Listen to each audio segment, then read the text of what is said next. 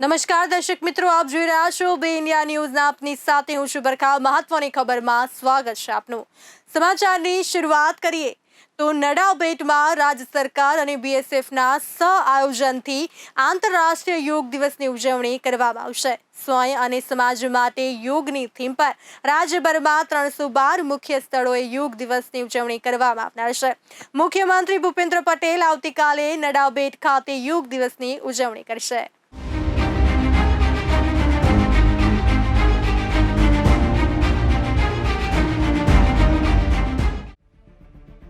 આવતીકાલે એટલે કે 21મી જૂને 10મો આંતરરાષ્ટ્રીય યોગ દિવસ છે। આ વખતે આંતરરાષ્ટ્રીય યોગ દિવસની રાજ્યકક્ષાની ઉજવણી બનાસકાંઠાના સરહદી ગામ નડાબેટમાં કરવામાં આવશે। નડાબેટમાં રાજ્ય સરકાર અને બીએસએફના સહઆયોજનથી આંતરરાષ્ટ્રીય યોગ દિવસની ઉજવણી કરવામાં આવશે। સ્વયં અને સમાજ માટે યોગની થીમ પર રાજ્યભરમાં 392 મુખ્ય સ્થળોએ યોગ દિવસની ઉજવણી કરવામાં આવનાર છે। મુખ્યમંત્રી ભૂપેન્દ્ર પટેલે રાજ્યમાં અંદાજે 1.25 કરોડ લોકોની સહભાગિતાથી આ યોગ દિવસને ભવ્ય સફળતા અપાવવાના આયોજનની સમીક્ષા કરી હતી। દુનિયાભરમાં યોગ દિવસ તરીકે ઉજવાય છે। ઇન્ટરનેશનલ યોગા દિવસની તૈયારીઓ દેશભરમાં જ્યારે જોરશોરથી ચાલતી હોય, કાલે દુનિયાના સૌ દેશોમાં, સૌ વિદેશીઓથી લઈને ભારતીય લોકો યોગ કરતા આપણે સૌ લોકોને નજરે જ્યારે પડશે, ઇન્ટરનેશનલ યોગા દિવસ આપણા સૌ માટે ખૂબ ગર્વની વાત છે કે આપણી પ્રાચીન, આપણી સંસ્કૃતિ, આપણું યોગ એ ભારતથી હવે દુનિયા સુધી પહોંચ્યું છે। અને કાલે ગુજરાતમાં પહેલીવાર, દેશમાં બી ને દુનિયામાં બી કદાચ પહેલીવાર આવી કોઈ કાર્યક્રમનું આયોજન થયું હશે કે જેમાં ખુદ મુખ્યમંત્રી શ્રી બે દેશની સરહદો પર .0 પર જઈને યોગનો કાર્યક્રમમાં હાજરી આપીને રાજ્યના નાગરિકો જોડે યોગમાં જોડાશે। કાલે યોગા દિવસ નિમિત્તે માનનીય મુખ્યમંત્રી શ્રીની આગેવાનીમાં રાજ્ય સ્તરના કાર્યક્રમનું ભારત પાકિસ્તાન બોર્ડર નડાબેટથી આગળ .0 પર કરવામાં આવ્યું છે। અહીં કાર્યક્રમમાં હજારોની સંખ્યામાં લોકો મુખ્યમંત્રી શ્રી જોડે યોગ કરશે। યોગ જોડે જોડે આ વર્ષે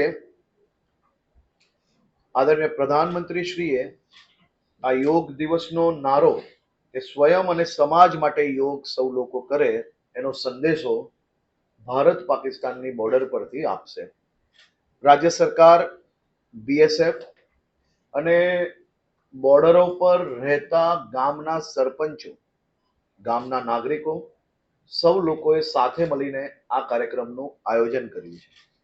તે પહેલા મુખ્યમંત્રી શ્રી આજે સાંજે એક ગામ સભામાં બી ભાગ લેશે અને યોગના કાર્યક્રમ પછી ભારત પાકિસ્તાન બોર્ડરોની સુરક્ષા કરનાર, આપણે સૌને સુરક્ષિત રાખનાર બીએસએફના જવાનો જોડે બી મુલાકાત કરશે। એમની જોડે કાલે સવારે અલ્પાહારનો બી એમનો કાર્યક્રમ છે। આ પ્રકારે વિવિધ કાર્યક્રમને લઈને આજે મુખ્યમંત્રી શ્રીનો બનાસકાંઠાનો પ્રવાસ ગોઠવવામાં આવ્યો છે। સાથે સાથે કાલે કુલ 8 મહાનગરપાલિકાઓ, 32 જિલ્લાઓ, 251 તાલુકાઓ, 20 નગરપાલિકાઓ, કુલ મળીને 312 જેટલા અલગ અલગ સ્થળો પર હજારોની સંખ્યામાં કાર્યક્રમોનું આયોજન કરવામાં આવ્યું છે।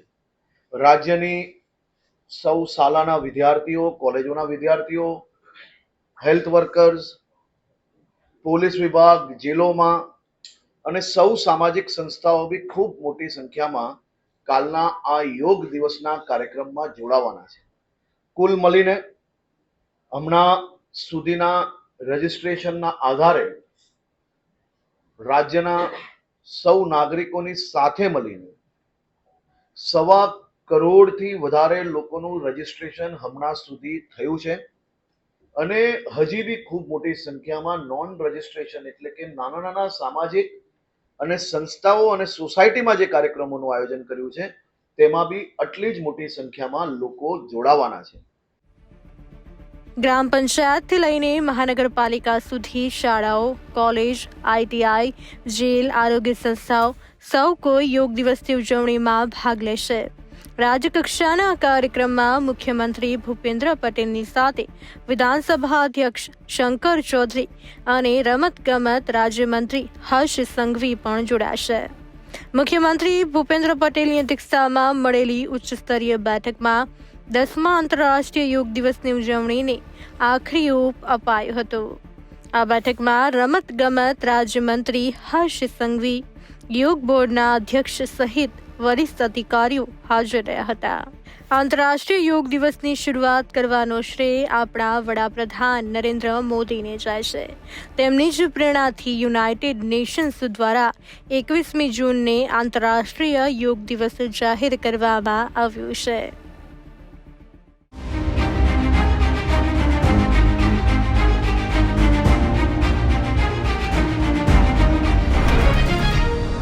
તમિલનાડુમાં લઠ્ઠાકાંડના કારણે હાહાકાર મચી ગયો છે. લઠ્ઠાકાંડની ઘટનામાં મોતનો આંકડો સતત વધી રહ્યો છે. મોતનો આંકડો હજુ સુધી વધીને 34 સુધી પહોંચી ગયો છે. વળતર અને તપાસ માટે પંચની રચના કરવા માટે આદેશ કરવામાં આવ્યો છે. તમિલનાડુ સરકાર આ બનાવથી હચમચી ઉઠી છે. કલ્લાકુરીચીમાં ઝેરી શરાબ પીવાના કારણે મોટી સંખ્યામાં લોકોને અસર પણ થઈ છે. અસરગ્રસ્ત થયેલા 100થી વધુ લોકો પૈકી કેટલાકની હાલત ગંભીર જણાવવામાં આવી રહી છે.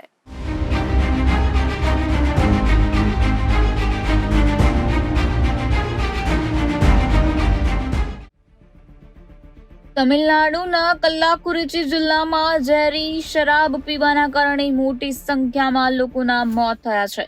શરાબ પીવાના કારણે પહેલા 100થી વધુ લોકોને અસર થઈ હતી, જો કે ત્યારબાદ મોતનો સિલસિલો શરૂ થયો હતો.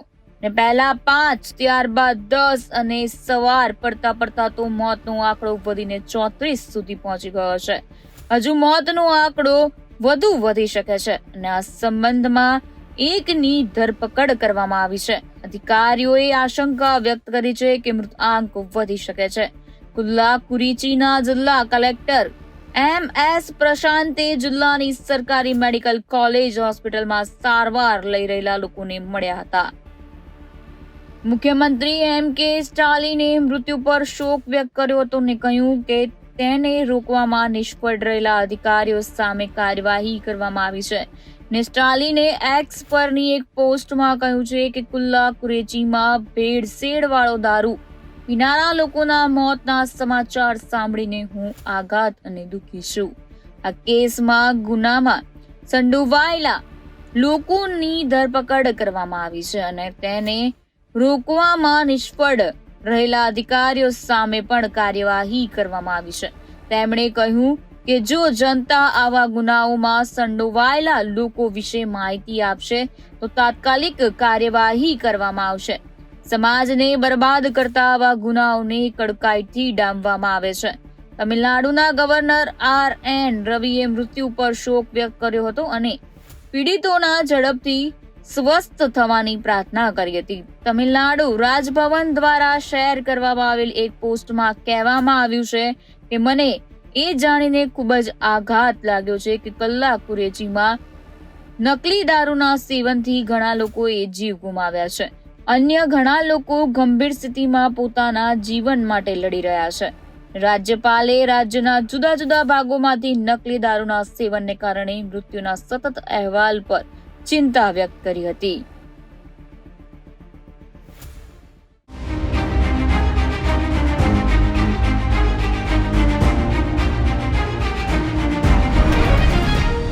તો બિહારમાં હવે 65% અનામત આપવામાં આવશે નહીં.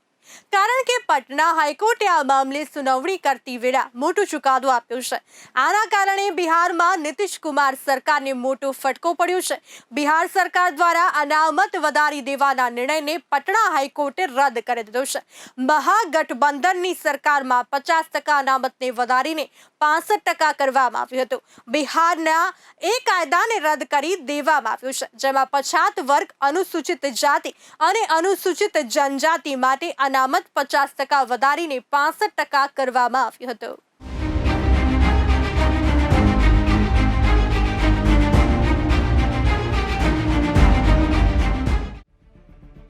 એક મહત્વપૂર્ણ મામલામાં સુનાવણી કરતી વેળા પટના હાઈકોર્ટે નીતિશ સરકારને ઝટકો આપ્યો છે।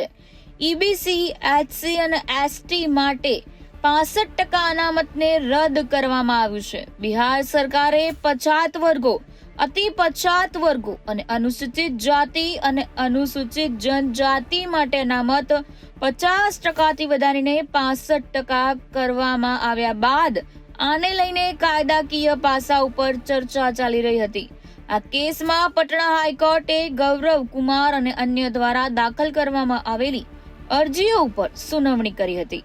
સુનાવણી પછી હાઈકોર્ટે 11 માર્ચ 2024 માટે નિર્ણય અનામત રાખ્યો હતો, જે આજે સંભળાવવામાં આવ્યો હતો અને મુખ્ય ન્યાયાધીશ કેવી ચંદ્રનાની ડિવિઝન બેન્ચે ગૌરવ કુમાર અને અન્ય લોકોની અરજીઓ પર લાંબી સુનાવણી કરી હતી। રાજ્ય સરકાર વતી એડવોકેટ જનરલ પીકે શાહીએ દલીલો કરી હતી અને તેમણે કોર્ટને કહ્યું હતું કે રાજ્ય સરકારે આ વર્ગોના પર્યાપ્ત પ્રતિનિધિત્વના અભાવે આ અનામત આપી રહી છે।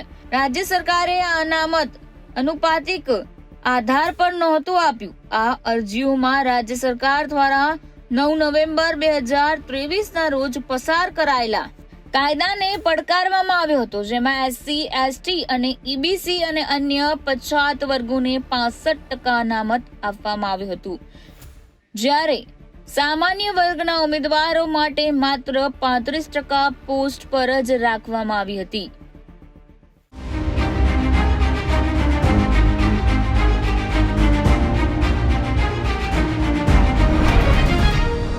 યુજી પરીક્ષા એનટીએ દ્વારા 5 મે 2024ના રોજ લેવામાં આવી હતી। મેડિકલ પ્રવેશ પરીક્ષાનું પરિણામ 1 મહિના પછી એટલે કે 4 જૂને જાહેર કરવામાં આવ્યું હતું। આ પરીક્ષામાં 720માંથી 720 માર્ક્સ મેળવનારા લગભગ 67 બાળકોમાં ટોપ કર્યું છે। આ સાથે એક જ કેન્દ્રના 6 વિદ્યાર્થીઓએ ટોપ કર્યું હતું, જ્યારે અન્ય 2 ઉમેદવારોને 719 અને 718 માર્ક્સ મળ્યા છે। નીટને લઈને દેશવ્યાપી હોબાળો વચ્ચે યુજીસી નેટ પરીક્ષા રદ કરવામાં આવી હતી અને તપાસનો ધમધમાટ શરૂ કરાયો હતો, ત્યારે આ તપાસમાં નવો વળાંક સામે આવ્યું છે। નીટ પેપર લીકનો રેલો તેજસ્વી યાદવ સુધી પહોંચ્યો હોવાની પણ વિગતો સામે આવી રહી છે। જુઓ અમારા ખાસ અહેવાલમાં શું કહ્યું બિહારના નાયબ મુખ્યમંત્રીએ।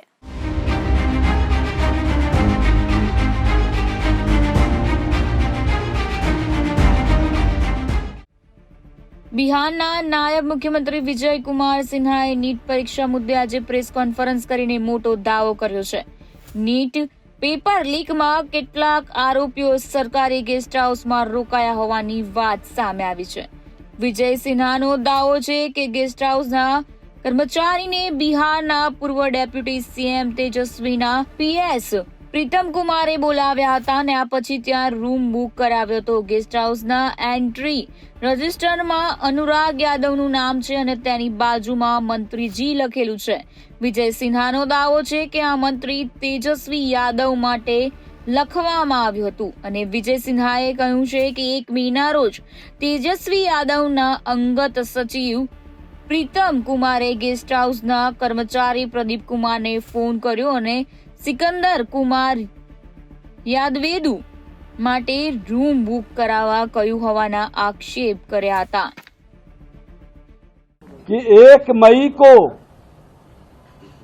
तेजस्वी यादव के आप सचिव प्रीतम कुमार के मोबाइल नंबर 7488061813 से रात्रि 9:07 में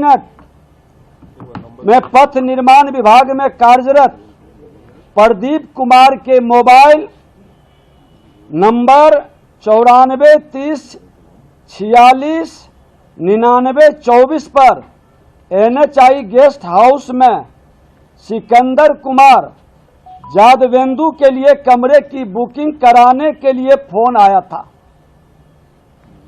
उस दिन प्रदीप कुमार इस पर कोई संज्ञान नहीं लिया। फिर 4 मई को सुबह 8:49 में प्रीतम कुमार के मोबाइल नंबर 7488G 4 मई को कितने बजे? 4 मई को सुबह 8:49 बजे प्रीतम कुमार के मोबाइल नंबर 7488061813 वही नंबर से प्रदीप कुमार के मोबाइल पर कॉल कर सिकंदर कुमार जादवेंदु के लिए कमरे के बुकिंग के लिए स्मारित किया गया। इस बार पथ निर्माण विभाग में कार्यरत प्रदीप कुमार द्वारा NHI के गेस्ट हाउस में सिकंदर कुमार के नाम से बुकिंग के लिए पदस्थापित कनीय अभियंता को व्हाट्सएप पर मैसेज भेज दिया। मैसेज मारा गया यहाँ से, वहाँ के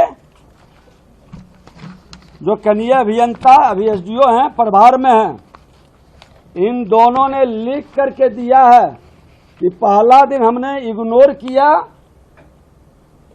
ये प्रीतम कुमार यहीं पर PS थे जब ये मंत्री विभाग के थे तेजस्वी यादव जी और इसीलिए वो मंत्री शब्द का वहां उपयोग करवा लिए।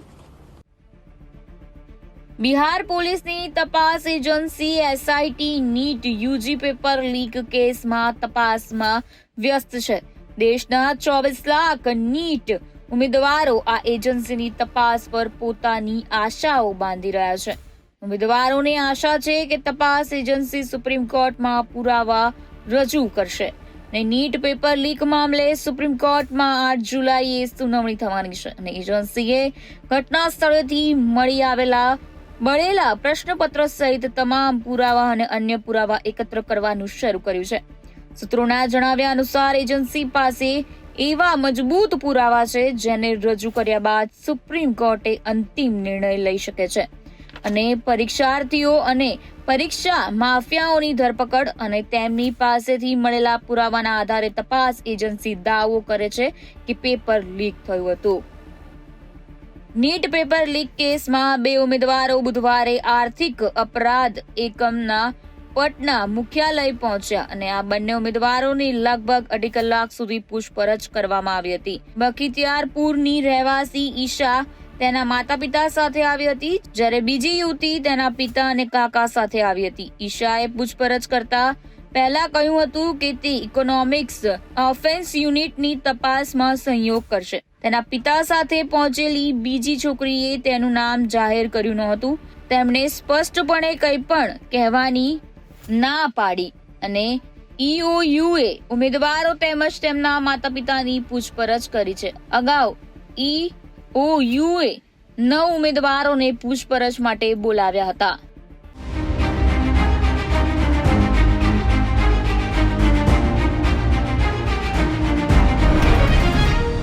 તીવ્ર મોંઘવારી વચ્ચે શાકભાજીના ભાવ સતત વધી રહ્યા છે હવે, જેને કારણે લોકો ત્રાહિમામ પોકારી ગયા છે. છેલ્લા 1 મહિનામાં જ શાકભાજીના ભાવ બમણા થતા લોકોની હાલત ખરાબ થઈ ગઈ છે. હજુ ભાવમાં વધારો થાય તેવા સંકેત પણ દેખાઈ રહ્યા છે. શાકભાજીના ભાવમાં વધારો થવા માટે અનેક કારણો જવાબદાર દેખાઈ રહ્યા છે.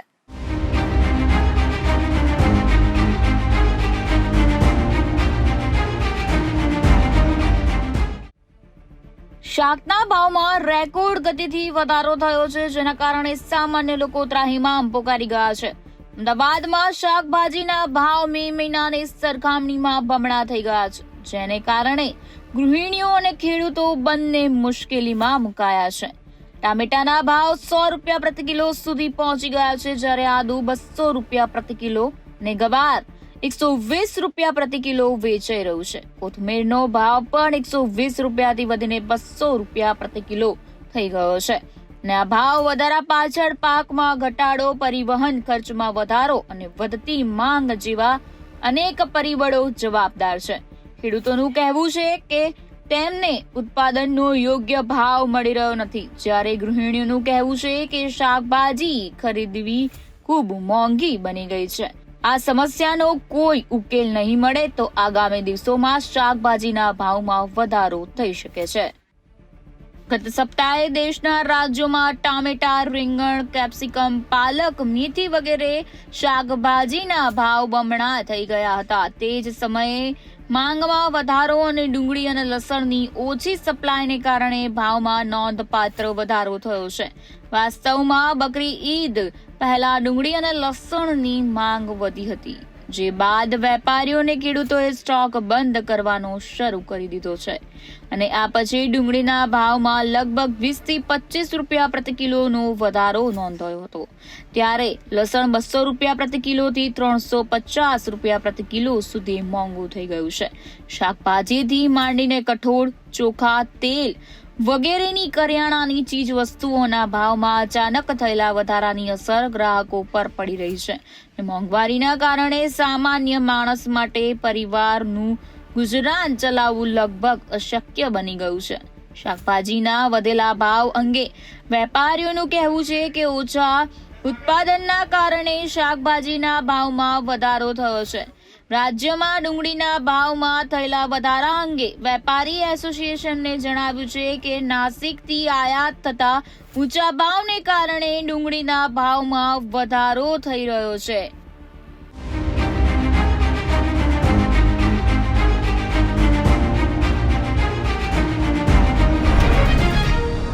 દર્શક મિત્રો, ગુજરાતમાં ચોમાસાની એન્ટ્રી તો થઈ, પરંતુ ચોમાસું જે છે તે દક્ષિણ ગુજરાતથી આગળ જ વધતું નથી.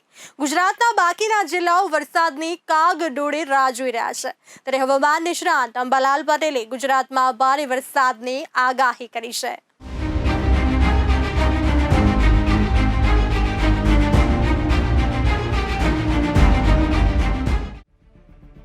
હવામાન નિષ્ણાંત અંબાલાલ પટેલે આગાહી કરી કે 23 જૂન બાદ ગુજરાતમાં વરસાદ આવશે.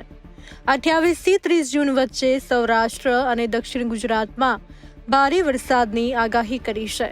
તો બીજી તરફ હવામાન વિભાગે પણ આગામી 2 દિવસ બાદ ગુજરાતમાં ચોમાસું સક્રિય થવાની આગાહી કરી છે. હવામાન વિભાગે હાલ દક્ષિણ ગુજરાતમાં વરસાદની આગાહી કરી છે, જેમાં વલસાડ, દમણ અને દાદરાનગર હવેલીમાં ભારે વરસાદની આગાહી કરી છે. જો કે આગામી 2 દિવસ માછીમારોને દરિયો ન ખેડવા સૂચના અપાઈ છે. રાજ્યમાં પવનની ગતિ 40 થી 45 કિલોમીટર પ્રતિ કલાકની રહેશે, જેમાં વાવાઝોડા જેવા પવનનો અનુભવ થશે. તો સૌરાષ્ટ્ર અને ઉત્તર ગુજરાતમાં હળવાથી મધ્યમ વરસાદની આગાહી કરી છે. હવામાન વિભાગે જણાવ્યું કે ચોમાસું હજુ પણ નવસારીમાં જ અટક્યું છે. સાયક્લોનિક સર્ક્યુલેશનને કારણે વરસાદની આગાહી આવી રહી છે, પરંતુ આવનારા 2 દિવસમાં ચોમાસું આગળ વધે તેવી સંભાવના છે. 21 જૂનના રોજ અમદાવાદ, આણંદ, વડોદરા, સુરત, નવસારી, વલસાડ, તાપી, દમણ, દાદરાનગર હવેલી, પોરબંદર, જૂનાગઢ, અમરેલી, ભાવનગર, ગીર સોમનાથ, દીવ, કચ્છમાં વરસાદની આગાહી કરવામાં આવી છે.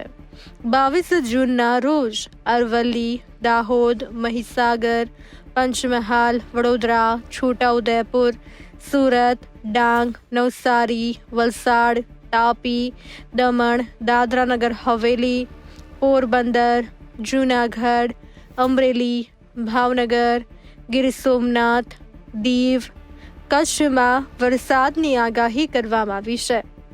23 જૂનના રોજ બનાસકાંઠા, સાબરકાંઠા, અરવલ્લી, પંચમહાલ, દાહોદ, મહીસાગર, વડોદરા, છોટાઉદેપુર, નર્મદા, ભરૂચ, સુરત, ડાંગ, નવસારી, વલસાડ, તાપી, દમણ, દાદરાનગર હવેલી, પોરબંદર, જૂનાગઢ, અમરેલી, ભાવનગર, ગીર સોમનાથ, દીવ, કચ્છમાં વરસાદની આગાહી કરવામાં આવી છે. તો 24, 25, 26 જૂને સમગ્ર રાજ્યમાં હળવાથી મધ્યમ વરસાદની આગાહી કરવામાં આવી છે.